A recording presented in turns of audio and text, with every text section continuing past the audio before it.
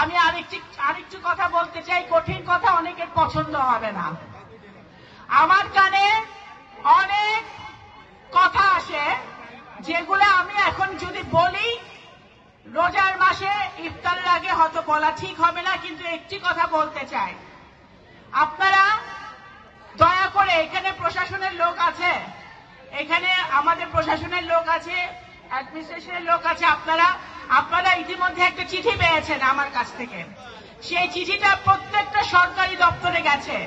সেই চিঠিতে লেখা আছে যে আমার নাম ব্যবহার করে আমার অজ্ঞাতে যদি কেউ আপনাদের কাছে কোনো কাজ বা কোনো অন্যায় কাজ নিয়ে যায়, সেগুলো আপনারা প্রশ্রয় দিবেন না। কারণ জনগণের স্বার্থে, এলাকাবাসীর স্বার্থে আমি কোনো আত্মীয় স্বজন চিনি না, আমি কোনো নেতা কর্মী চিনি না।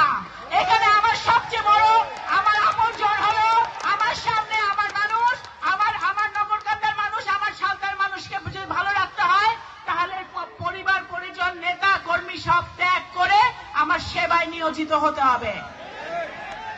সরকারি দপ্তরে সেই চিঠি আমি ইতিমধ্যে দিয়েছি।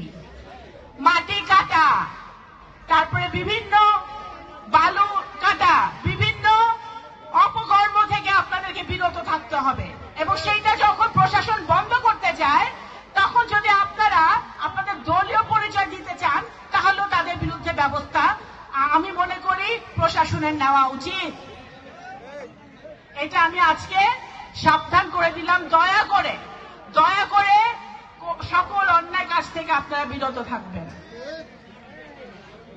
আরেকটি কথা, বাংলাদেশ জাতীয়তাবাদী দল, আমাদের মাননীয় প্রধানমন্ত্রী নির্বাচনের আগে বিএনপি যে ওয়াদা করেছিল, সেই ওয়াদা বিএনপি অক্ষরে অক্ষরে পালন করে চলেছে, 1 by 1। 21 দিন 22 দিন হয়েছে বিএনপি সরকারের গঠন করেছে, মন্ত্রী পরিষদ গঠন করেছে। ইতিমধ্যে এই যে আমরা যে ভোট দিছি না, আমাদের ভোট হয়েছিল 12ই ফেব্রুয়ারি ভোট দিছি, এখনো কিন্তু আঙ্গুলে কালো কালির দাগ যায় নাই। এখনো আছে না? কালো কালির দাগ এখনো শুকায় নাই। কিন্তু ইতিমধ্যে জনাব তারেক রহমান মাননীয় প্রধানমন্ত্রী ফ্যামিলি কার্ড ইতিমধ্যে বাংলাদেশে চালু করেছে। প্রমাণ হলো যে বিএনপি যে কথা বলে, যে কথা দেয়, ইশতেহারে যা লেখা আছে, একটা একটা করে সবকিছু আমরা বাস্তবায়ন করব। এই ফ্যামিলি কার্ড শুরু হয়েছে যেই দিন এই পাইলট প্রোগ্রাম শুরু হয়েছে রোজার মাসে, আমাদের বিভিন্ন জেলায় এবং উপজেলায় আমাদের নারীদের ক্ষমতায়ন হয়েছে। নারীদেরকে তাদের মোবাইল ফোনে তারা সেই ফ্যামিলি কার্ডের মাধ্যমে টাকা পেয়েছে। ইনশাআল্লাহ আমাদের ফরিদপুরে, নগরকান্দা, সালতা এবং বিভিন্ন জায়গায় এই ফ্যামিলি কার্ডে চালু হবে শিগগিরই। সেই লক্ষ্যে সরকারও কাজ করছে, আমিও কাজ করছি। আমাদের নারীদের অর্ধেক, আমাদের নারী, সেই নারীদের ক্ষমতায়নের জন্য, আমাদের মা বোনদের ক্ষমতায়নের জন্য যে ফ্যামিলি কার্ড চালু করেছে, সেটা বাংলাদেশের ইতিহাসে একটি যুগান্তকারী সিদ্ধান্ত।